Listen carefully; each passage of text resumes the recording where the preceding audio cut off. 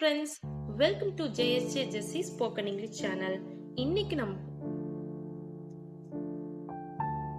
இன்னைக்கு நம்ம வீடியோல நம்ம டே டு டே லைஃப்ல யூஸ் பண்ற ஒரு 5 சென்டென்ஸ்க்கான இங்கிலீஷ் மீனிங் தான் பார்க்க போறோம். வாங்க வீடியோக்குள்ள போலாம். வீடியோக்குள்ள போறதுக்கு முன்னாடி ஒரு லைக் பட்டன் பிரஸ் பண்ணிட்டு பாருங்க ஃப்ரெண்ட்ஸ்.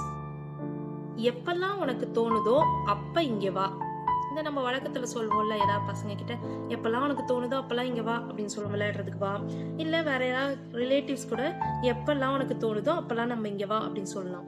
சோ இது எப்படி இங்கிலீஷ்ல சொல்றது? எப்பெல்லாம் உனக்கு தோணுதோ எப்ப இங்க வானா எப்படி சொல்றது அப்படின்னா, எப்போல்லாம் அப்படின்றதுக்கு இங்கிலீஷ்ல எப்படி சொல்லலாம்னு பாத்தீங்கன்னா, whenever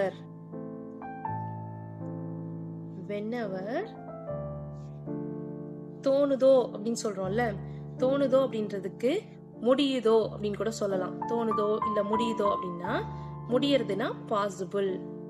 எப்பெல்லாம் பாசிபிளோ, எப்பெல்லாம் முடியுமோ, இல்லைன்னா ஃபெல்ட் பாசிபிள், இல்லைன்னா ஃபெல்ட். அப்போ இங்க வா அப்படின்னு சொல்றாங்கல்ல, உனக்கு எப்பெல்லாம் தோணுதோ அப்படின்னு சொல்றாங்கல்ல, அப்போ நீ இங்க வா அப்படின்னு அர்த்தம்ல. சோ யூ இங்க வா அப்படின்றதுக்கு come here.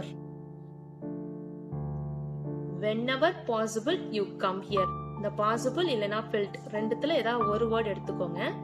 Whenever possible you come here இல்லனா whenever felt you come here. ஓகேங்களா? நெக்ஸ்ட் ஒன், எங்க போவது என்று சொல்லுங்கள்.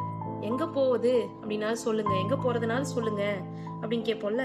சோ அதுக்கு எப்படி சொல்றதுன்னா, ஒரு இல்லைன்னா வழி கேட்கிறோம், இது எப்படி போறதுன்னு கொஞ்சம் சொல்லுங்களேன் அப்படின்னு கேட்கறதுக்கு எப்படி கேட்கலான்னு பாத்தீங்கன்னா, சொல்லுங்க அப்படின்னு சொல்லிட்டு நம்ம கொஞ்சம் பெக் பண்ணி கேட்கிறோம். அதாவது கொஞ்சம் ரெக்வஸ்ட் பண்ணி கேட்கும்போது நம்ம எப்படி ஃபர்ஸ்ட் ஸ்டார்டிங்ல இங்கிலீஷ்ல யூஸ் பண்ணணும்னு பாத்தீங்கன்னா, ப்ளீஸ்.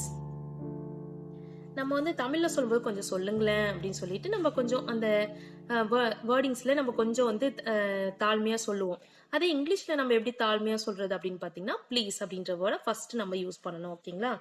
ப்ளீஸ் டெல் மீ, சொல்லுங்க அப்படின்றதுக்கு tell me. Please tell me. Please tell me where to go. எங்க போறது அப்படின்றதுக்கு where to go. Please tell me where to go. எங்க போவது என்று சொல்லுங்கள். Please tell me where to go.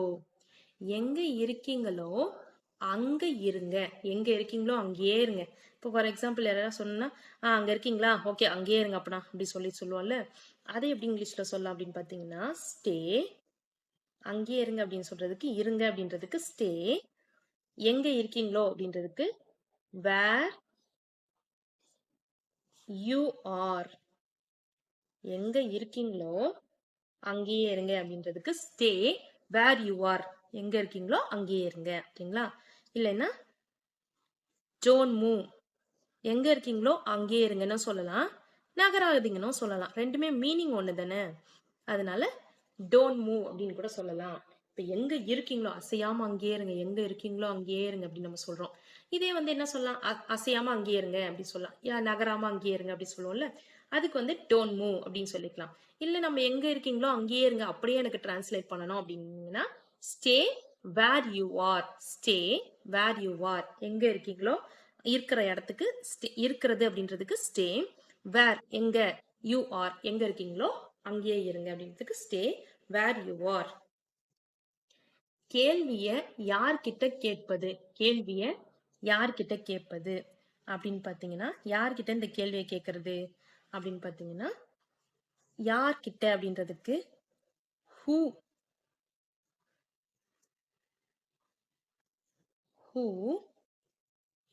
to ask. யார்கிட்ட கேட்பது கேள்விய அப்படின்னு கேட்கிறோம்ல. சோ இது எப்படி கேட்கலாம்னா, who to ask the question. Who to ask the question. கேள்விய யார்கிட்ட கேட்கிறது. ஓகேங்களா? who to ask the question. யார்கிட்ட கேட்கறது அப்படின்றதுக்கு who to ask. கேள்வி அப்படின்றதுக்கு the question. ஓகேங்களா? இது யாரோடையது? ஃபார் எக்ஸாம்பிள் ஏதாவது ஒரு பென்னு கையில வச்சிருக்கோம்னா இந்த பென் யாரோடது, இந்த பென்சில் யாரோடது, அது மாதிரி கேட்போம்ல. அதுக்கு வந்து இது யாரோடது, இந்த பொருள் யாரோடது அப்படின்னு கேட்கும்போது ஹூஸ் யாருடையது அப்படின்னும் போது இங்கிலீஷ்ல என்ன சொல்லணும்னு பாத்தீங்கன்னா ஹூஸ்